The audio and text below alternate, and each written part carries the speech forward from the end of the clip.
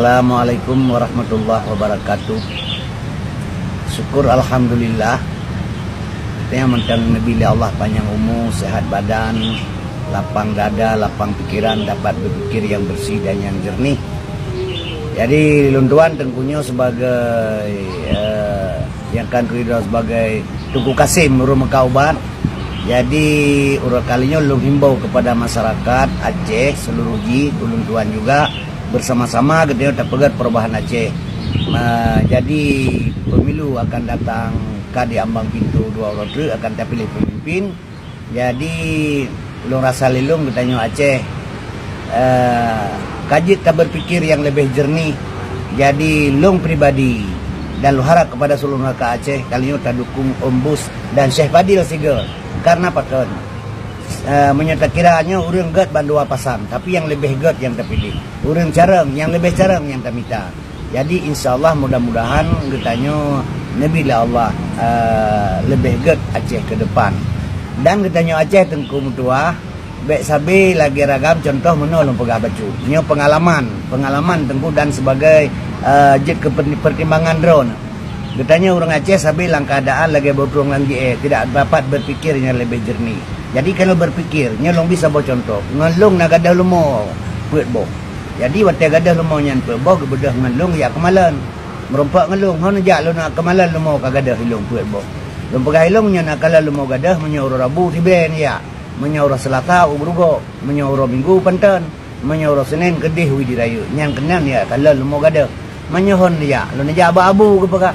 Kenan han pun aja kenan kedih yang ilung pegah han ke patih kerja cilung jak long ke meta kata-kata apa kilo nyol pegah pengalaman orang Aceh atau kedih bisa salam assalamualaikum waalaikumsalam lentuan na gemadah tunggu gadah kebe na gadah lumo puet boh menyamanan ke abu kedih balai kita malam bilik ke kitab ke petebi ulua du ambang geduk ke hayane ke dia abu nek kena kaya tak pernah nabi cika kalan teh kacamata abi lang kamanyo kali abi kalan hana lang kama abi pi hana abi tepat peduk kacamata cika kalan tepat kacamata abi patai kepegahnya leabu baane ke necukai fangan lu nyan kagadah lumo puet boh baik sampai gadah saka-saka apa kilo tu nya prinsip orang Aceh ditanya tak bedah dia mital dia ajak baganya lumo kagadah puet boh ya kemalan baganyan diganyan auto baganyan ini yang kacamata hana apa kedua hana depan kedua berarti minyak kada tepu lain kepu harus tajuk sakalam ke ganyan.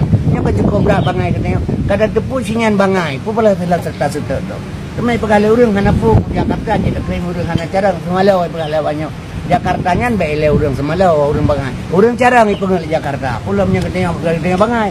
Jadinya urang Aceh dapat berpikir baik istilah di baik lagi berkurang orang je. Jadi rasio akal harus pakai. Ya, jadi menyebagai contoh lom pegah bunuh nyan baik mengikut baik je katanya harus semikir menyoka memang dengan kacamata nak depa dua pu pasal teman tak kalau lumau yang kagada baik le tajuk saka habis rugo jadi baik tak setet le menyoka laganya nyo dalam prinsip lu nyo istilah lom pegah baron tempu di Aceh nyo sifat-sifat urang Aceh jadi kalinya insyaallah dan laki Allah long nepati pijit hana pi hanapu long bermain di akar rumput di mana-mana urang tengkuh kan mendua Tuhan baik salah bukan mendahului Tuhan.